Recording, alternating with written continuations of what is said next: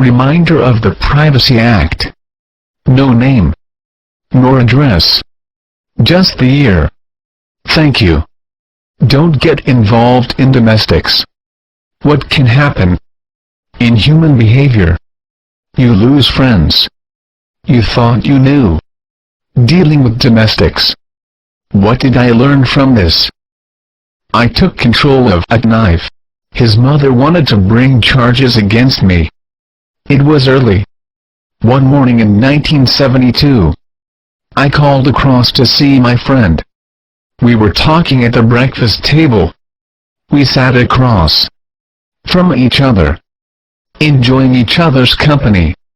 His wife was about to make us a cup of coffee, but she changed her mind and headed upstairs, which was behind me. Within 5 minutes, we heard this loud bang from upstairs. We looked at each other. He told me, "Don't worry about it. It happens every morning." Then we heard this high-pitched scream. Before he could say the next word, I headed up those stairs to see in this room this piece of rubbish standing on my left side, holding this knife, threatening his mother with it.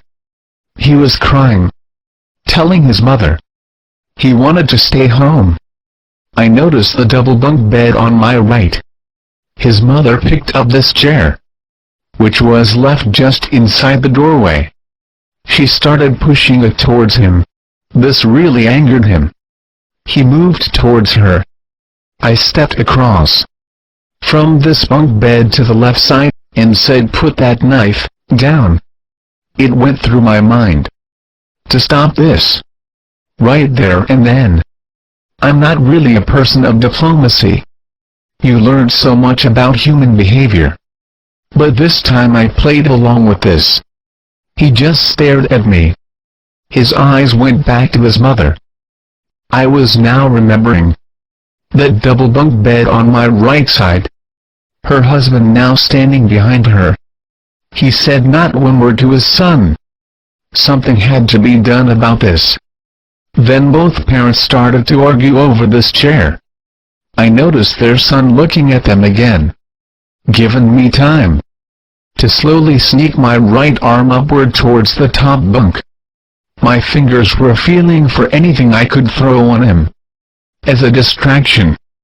My main focus was the point of that knife blade. Some clothes I felt. Then a blanket that was not tucked in. They were still arguing.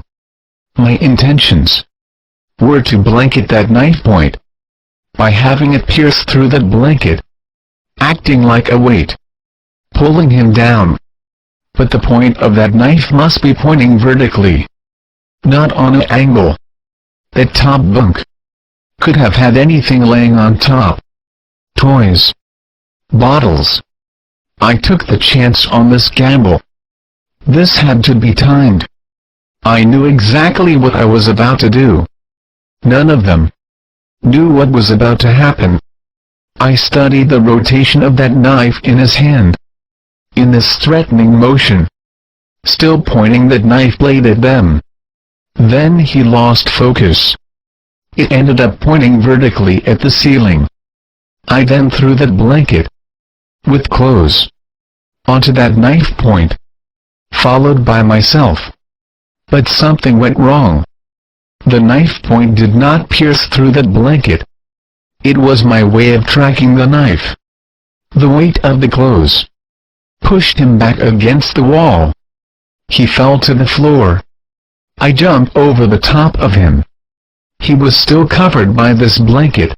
I'm thinking, why is he so quiet? He made no sound. Was he playing us all? Where could that knife be?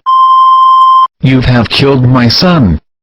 I think her husband was leaning over us both. Her body weight had increased a lot, pushing me onto an angle.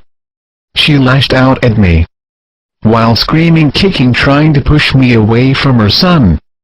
He tried pulling her off me. She turned around for that split second, yelled at her husband, "Call the police." He just could not speak. He just fainted. I tried removing the clothes, the blanket, off her son. She started hitting me again. She finally realized what I was doing. She had calmed down a little and started helping me. I did not know how much was actually on top of that bunk. Now everything was removed. His lower lip was slightly cut. Needed no stitches. He was sweating a lot. By this time her husband was back with the living. I told him to get their son a glass of water. Still kept looking at his lip.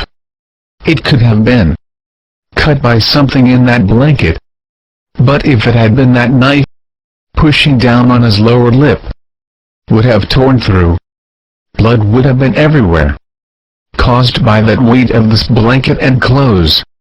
I still feel he must have angled the knife down slightly as the blanket hit the knife point, causing it not to pierce through. If the knife point had been vertical, it would have penetrated the blanket, where I would see it. Be in control, knowing where it was. But that did not happen. He could have been stabbed anywhere. But it's over now. Her son, still dazed, not sure what just happened. I don't think they will ever forget this. I'm pleased he was not hurt badly. Or worse. We helped her down the stairs together. His wife, still very shaken. They both went into the lounge room to talk. I sat in the kitchen, thinking. He later came and apologized to me. This should never had happened. No charges were laid against me. I hope you have all learned a valuable lesson from this. Don't get involved in people's domestics.